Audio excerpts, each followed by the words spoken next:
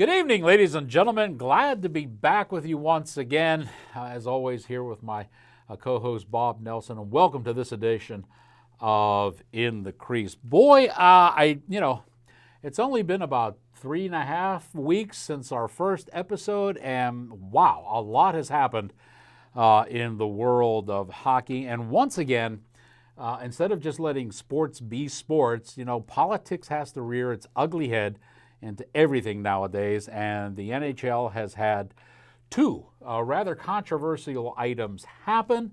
We'll talk about both of them tonight. First up, the NHL has a DIE director. DIE is Diversity, Inclusion, and Equity.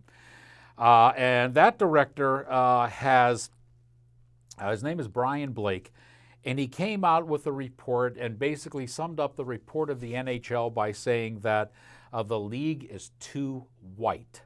Now, these kind of statements are absolutely ludicrous. When I hear them, I just shake my head. I don't know, those of you who are old enough might remember back to Brian Gumbel. He was a sports announcer. I believe he was with NBC. Yeah, and he came out and was dissing on hockey and said hockey would never be considered a major, serious sport until there were, black athletes in it. He took a lot of heat from that. Eventually, he moved off of sports and they moved him into news. He bombed at news. He tried to come back to sports, but basically none of that happened. So, it doesn't do anybody good outside of your Andy Warhol 15 to bring this kind of stuff up. But apparently Brian Blake didn't have any problem with it. It made the news circuits and it went all around. Basically everybody saying the NHL should be excoriated because it's too white. They could have said it's too Canadian, and I guess that would have been just as valid. But I got to say, I was watching Gutfeld one night, and he has Tyrus on, and Tyrus Tyrus had I tried to find the clip online and I couldn't find it, but he basically talked about why there aren't that many black people in hockey, and talked about, in order to play hockey, you have to first know how to skate. He said a lot of black people don't like skating, so it made me laugh at the time, but everybody took this really serious, Bob. Everybody got all jumping ugly and jumped out of shape, and then we started getting what we normally get when we hear this nonsense, is that we must appoint more minorities, more blacks, more women, more Hispanics, whatever, more Asians into key positions so that will make the league better. I don't see where that's going to make the league better at all. Do you? My opinion is, let's talk about qualification first of all. There you go. Okay? Yeah. I don't care what color you are. When you're talking about a player, you're talking about a GM, you're talking about a coach. I don't care if it's black, white, purple, polka dotted green. I don't care if it's male or female. Let's worry about the qualifications of the person. Let's not hire because we have to hire a minority. Let's hire because they're qualified to have that position. And if they want that position, I'm sure they'll work hard enough to obtain that position in any sport, in any part of life. I mean, I think our problem is we don't hire quality, and if you want to hire a minority, now you're talking about maybe not hiring a quality person that might not be qualified for the position. You're just hiring based on we need more people in that field, and that's not the way to do it. Right. The way to do it is educate these people if they want to do it. Give them all the tools for their toolbox to make a chance of doing it. Now, there's women that are officiating now. There's women on coaching staffs at many different levels. I don't see any, say, Weeks or Carter, who has not only made a very good NHL career for themselves, now they're in the media. Yeah, and both of those and guys I don't do hear a very them. good job. I don't hear either one of those players and media people complaining about this story. Now, there would be the people that I'd want to listen to. Sure. Because they have credibility. Not only are they black, not only did they play, they're in the media now. I could tell you that Weeks would be a great general manager in hockey and maybe a very good coach. But again, he's a goalie. So, everyone knows that goalies are the cream of the crop in any part of the hockey room.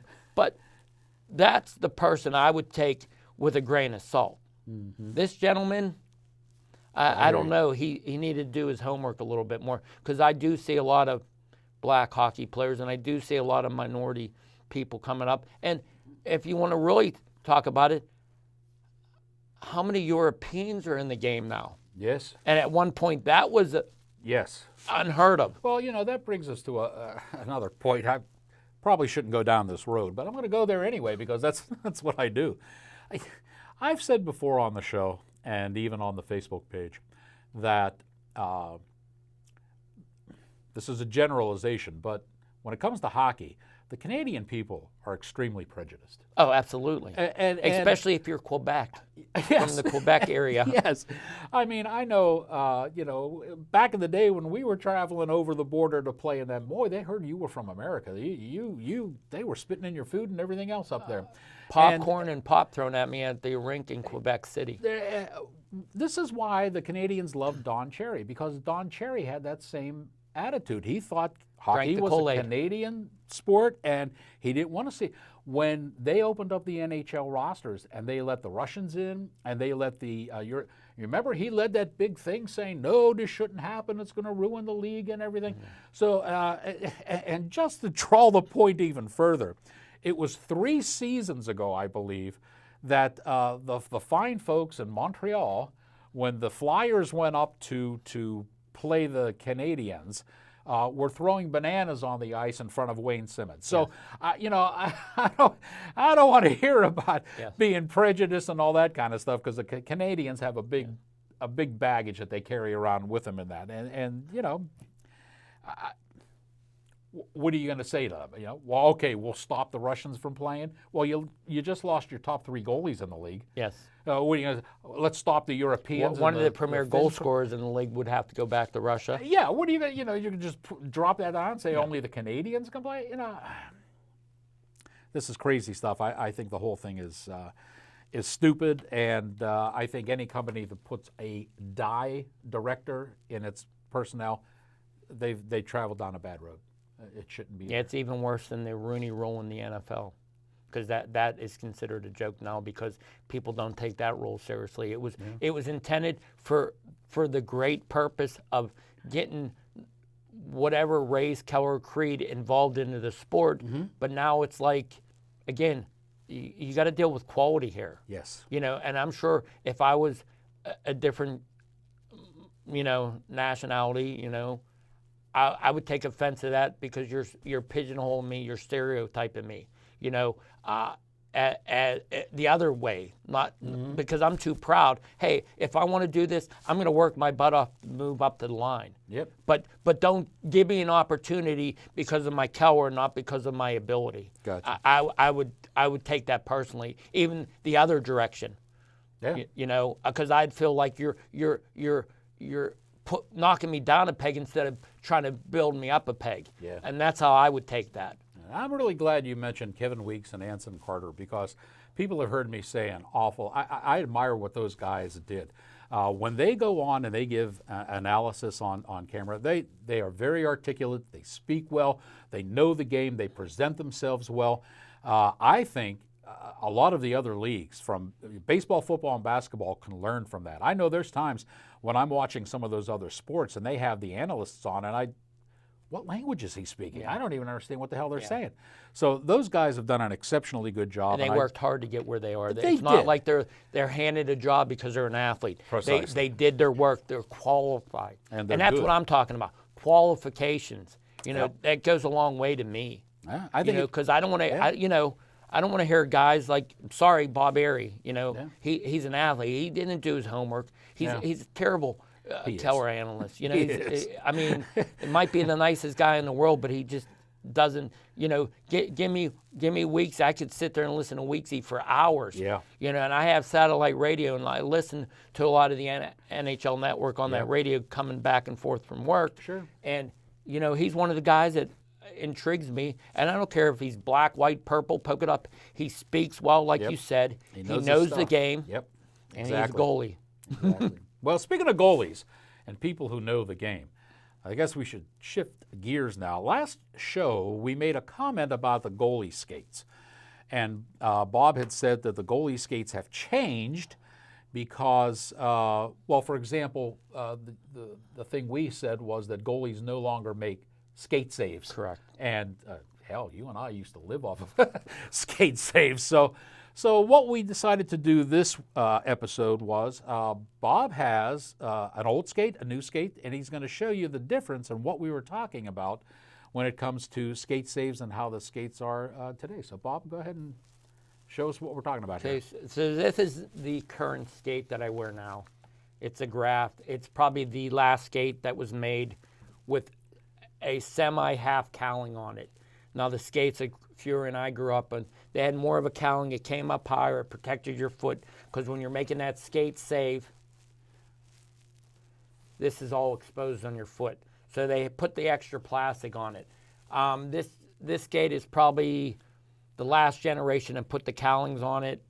It does have the wider changeable blade. The old skates that we grew up to, the cowling was and the blade was molded into it. Now the boot stayed the same on the skate, but the new technology skate, and this is a Bauer and this is my son's skate.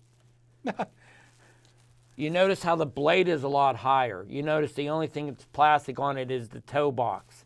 The skate is supposedly stiffer, but I don't think so. And I'm going to hand it to you. Even though they're using better composite materials on this skate, I don't know if I'd want to take a shot with it. Now I'm going to hand it to my partner over there, and you can feel how light that skate is. Yeah. Compared to yes, very much so. how heavy this skate is, the old school. Yeah, I think we even wore ones that were heavier than this. Yes, a lot heavier. Yeah. You can see how the blade is higher on Yes. on his skate that he has. So the goalies want to have more pushing, Now, is They that wanna why they... higher blade, more angle, more push. blade on the ice. Because, you know, a lot of the modern day goalies, they play on their knees now. Yes. And if you can get a close-up of this, you can see the old skate that's on Jerry Cheevers Yeah. there. And that was an all-leather boot with a full metal blade. And the cowling on it was also leather. And it was about 3.5 inches thick of leather to protect your foot. The boot was very soft, where these boots are a lot stiffer now. Plus, on the goalie skate, the new modern goalie skate, they made it a little bit higher, like a high-top tennis shoe. And you got that frontward lean, and you can see the angle. So when you're pushing and shuffling, you get more on the ice push because the blades are longer and the holder's longer. So now the blade actually touches the ice when you're in the butterfly position. And a lot of the guys, obviously, they play in the butterfly position. I always said, why do you need wide blades on your skates and higher blades on your skates? Because you're pushing on your knees now. You're not pushing on front of your So if blades. you had a goalie who came up, and you know how these things go in cycles all the time. If you had a goalie who wanted to be a hybrid goalie or A true hybrid goalie. yes, and lean back maybe even more to stand-up style, they couldn't wear this skate and do that. They could. They could. They could, and they'd probably be pretty successful, except for the factor that if they went and did some of the old school saves, they might put their foot in jeopardy. They're going to get much more push, much more speed on a higher blade holder because there's going to be more blade on the ice because their blade are going to be able to reach it when you're in that position to push. Yeah. Where the old skates, you weren't able because the blade's not as high. You can see the big difference? Yeah. So you have more blade on the ice. Therefore, more blade on the ice is going to give you more push, which is going to give you more speed, which is going to make you a better skater. There you go. But they definitely they definitely did it backwards because of the simple fact that you know they invented to make the skate better, but they also invented the goalie skate to play on your knees. So I don't know what they were doing in their research. You know, they say you can move better in it, but it's only from the butterfly position, even though it's not true. You can move from it great because it's more, they kind of took a player skate and made it into a goalie skate, you know, but they, I think, forgot a lot of protection. Now, Bauer has a new skate that's coming out. It looks like an old-fashioned Micron medallion goal skater, the old Lang. It's an all-plastic boot. It's fully moldable. It comes only in full sizes. It's a gray boot with like neon green trim. phenomenal boot, still using the old holder. Phenomenal boot, very comfortable, very expensive though. It's like $1,000 retail. Oh, wow. Bully skate. Yeah. Well, I hope that clears up a little bit of what we were talking about last week. Before we go to our break, normally we talk about things that are in the NHL and the Pro League and what have you. But every now and then something happens locally that that we want to talk about. And we're recording now in the studio. And right from the studio, Bob has got to make a trip downtown for something very important that's going on. And it involves a local hockey icon, I guess you could say. So, Bob, you want to tell us about that? Sure. And if you want to talk about qualifications, and you want to talk about people other than French Canadians playing the sport, this woman was a trendsetter. Yeah. Rose Semplis, tremendous woman in hockey. She's up for the Western Pennsylvania Sports Hall of Fame this year. Hopefully she gets elected in. Recently she has passed. Her son, everyone in the hockey industry knows, Len Semplis. Great coach at Shadyside, coached in minor league hockey, coached in Italy. Great career. His mom, again, she passed away. She was named the team manager of South Hills Catholic, which is now Seton LaSalle, I believe. Yeah. Okay, she was introduced to the sport as a fundraiser, parent help and fundraising. In 1977, she purchased the franchise name Pittsburgh Club, which is now was playing in the New York West Penn Junior Class A Hockey League. She founded the Pittsburgh Junior Penguins, and the family still has the naming right to that. Oh, nice. That's why, if you notice, it's not been called anything but the amateur Pens, not the junior Pens. She was elected in 1980 to the Western Pennsylvania Hockey League president, which I don't know if any other female had that position going forward. She's also the first female Pennsylvania sports scholastic in the history of the league. In 2012, she was named and got an award for the Pittsburgh Penguin Hockey Club Pittsburgh Founder and Building Award in 2012. She was honored at the arena, obviously. And for all those kudos to her, she's up for vote. There's a lot of strong candidates. Doran Dickinson's another one who played football at Pitt, played in Buffalo. He's actually on the Fan now doing some media work. She's going to have a tough haul because, she's a woman in sports and, women don't get enough respect. This woman deserves all the respect because of what she did for hockey in the 80s and 70s when hockey was not cool, not respected. Yes. And being a woman even made it more difficult for her. And she didn't back down from anyone. She said it how it was. I always loved her for that. She never not once said how she didn't feel.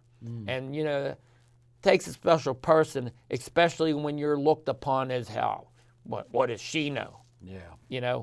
And she's probably the reason why her son went so far in hockey, because she always supported him and always gave him the necessary tools to make him a better person, whether it was playing sports or coaching sports. And again, the accolades that she had in that time of hockey, and as well as I do, in the 70s and 80s, hockey was a cult. It wasn't a sport. Yeah. It wasn't even ranked probably fourth in hockey. It was probably way down on the totem pole. And hopefully she gets in. There'll be a luncheon that I'm going to attend after this. We're going to talk about the votes and things of that nature. I've been on the board for many years now. I take my job very seriously, not just because she's a friend of mine, but, a Hall of Fame is a Hall of Fame, and it should be only honoring the people that deserve it. And again, your credentials speak a lot, and there's not a person that I did research going back that's in the Hall of Fame or possibly could be up for the Hall of Fame when I did my paperwork that had the same credentials as she did, whether it's male or female. There you have it. And we'll let you know how that all turns out on the next episode. But certainly, I think you know the way Bob's going to vote. Hey, we got a lot more to talk about, and In the Crease will return right after this.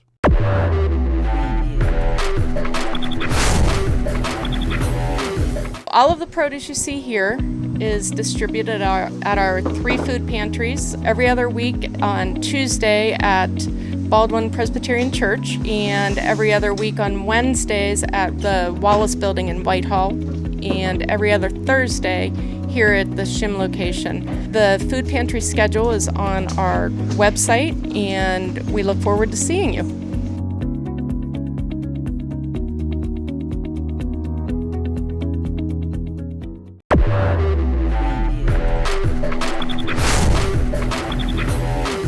And welcome back to the show, ladies and gentlemen. I told you there were 2 big controversies in the league, and we're going to talk about the second one now as we close the show up.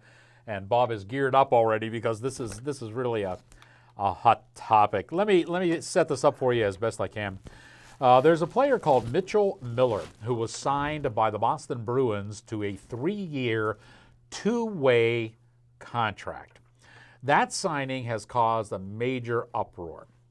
As best I can determine, apparently Mitchell Miller was accused of bullying back when he was in 8th grade. There was an incident involving another student, a lollipop that was in a urinal, and tricking the kid into having the lollipop. From what I understand, there was repercussions for that. The kids had to do, community training or whatever the hell it is they're doing with that kind of stuff now. And but since that time, Miller apparently has put up some very impressive numbers in the leagues he's played in, especially the USHL, where he set records for defensive play and defenseman scoring.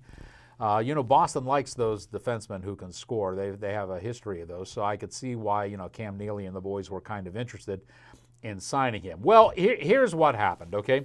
Once he was signed, I guess there were some trolls online who found out that this kid was once accused of bullying another classmate, and they went ballistic and started pulling out all the righteous victimhood sayings. Gary Bettman weighed in on it. He came out and said, well, when they signed him, he was never consulted. First off, I don't believe you have to consult a commissioner for every player that you sign. But he got released in camp because of the same issue. He got released, I believe, from Arizona. He did the same thing again? Well, he got the Arizona. I believe the Coyotes had him in camp, and they released him because they found out about this. It came out. Well, yeah, they found out about this. So they released him instantly. Yes, it wasn't. And the NHL was okay with that. Yes, they were absolutely okay with it. Him releasing, because the NHL didn't have to make any statement on this at all. Yes, and I do feel bad for the kid to an extent. Yeah, because his livelihood's on the line here. Yeah, to an extent, and I think everyone has a glass house in this situation. I know there were some things when I was his age that probably could have been considered either being bullied or bullying someone, because that's just kids are sometimes. During the break, Bob and I were talking, and there were some things back there, I would say, especially in the hockey locker room. But is it someone's right to step in and not to have you make a living is one thing. Now, if I was this kid, I know what he did was wrong. I know it was years ago, as you said. It was, yeah. I mean, everyone makes mistakes in lives, and everyone should have an opportunity to be able to... A second chance. Correct. Yeah. If I was this gentleman, I would probably have a pretty good attorney, and I'd probably use the whole situation. This is years ago. And again, what we're saying, what he did was wrong. There's no doubt. Everyone makes mistakes. Well, what was he at the time? 13? Correct. 14? Wasn't an adult yet. No. He's being punished for something that was years ago. And he paid the price for it already. He got disciplined. That's the key. Correct.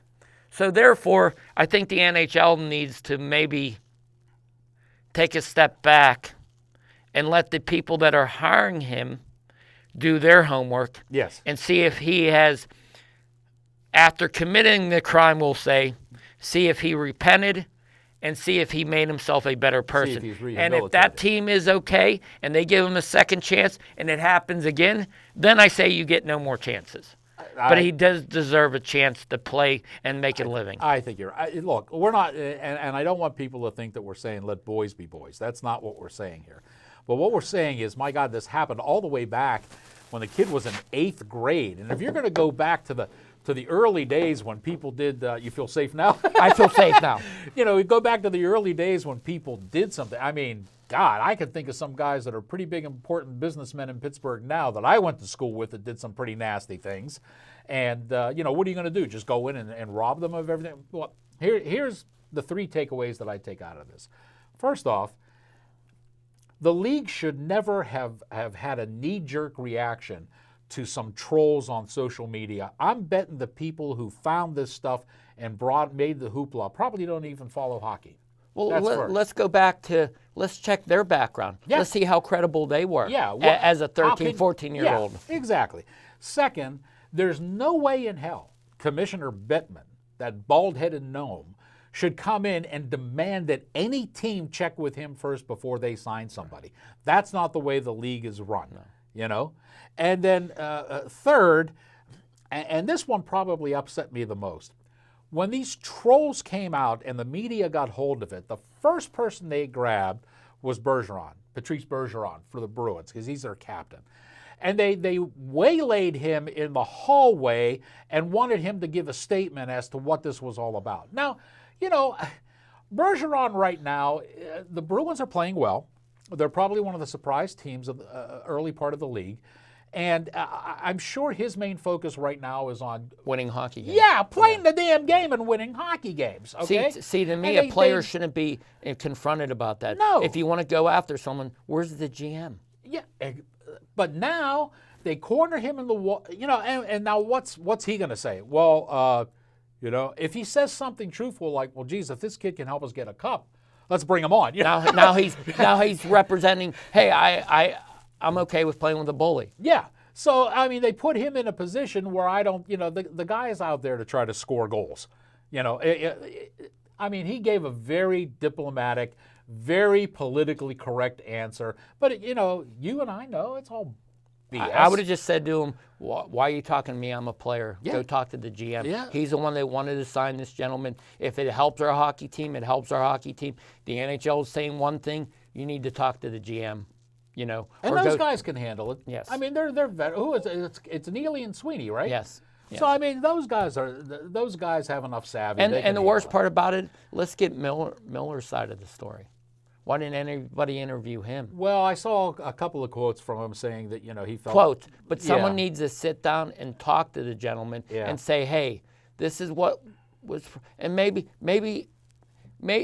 I'm not saying it's true, but maybe the reason why this kid reacted to the other kid, maybe he got bullied first. You Well, don't know I don't though. know I'm about just saying that. you don't know any Yeah, of this story. no. So why don't you get it from both parties then? Well, from Instead what of I'm making it a reading, witch hunt. I understand, but from what I'm reading, it sounds like Mitchell was kind of a jackass. He was. and he was in tandem with another guy, and they just funneled this kid out and they picked on him. But I mean, you and I grew up in a generation where that was pretty commonplace, you know. And you either took it or you fought back, right? Yeah. You know, I mean, You want to beat a bully? You got to punch back sometimes. you And do you know what? indeed. The funny part is, every fight that I got in the playground with a kid, 2 hours later we were best friends, Isn't that the way it happens? and there was no 9 guns or times out of knives. 10, that's the No way it guns, happens. no knives. Yeah, It was yeah, just yeah. you either got beat up on or you beat up on Or someone. somebody with a Tambo keychain, right? Yeah. And a goalie stick. Folks, I'd really like to talk about this a whole lot more. I don't know how this situation is going to end up. I think all the hoopla that came out of it is really much ado about nothing. I mean, I can understand if this happened a month ago. Then I would say, whoa, this guy's off his rocker. But I mean, this kid was, 13 years old at the time. And when I think back of what I did, I'm not going to speak for Bob, but when I think back an of what angel. I did, but I was 13. Whoa, no. Okay, there were some sketch times. We'll update this one for you too on the next episode. Right now, though, we got to skedaddle. We're fresh out of time. As always, you can find us on NHL Netminders. We're on Facebook. Here's the URL for you. You can write about some comments or things that we've said on the show here. You also see a posting for the show. Look for us both on YouTube and Rumble, as well as BPTV, our home station. Until the next time, remember, when it comes to hockey, if you're in the game, you're in the crease.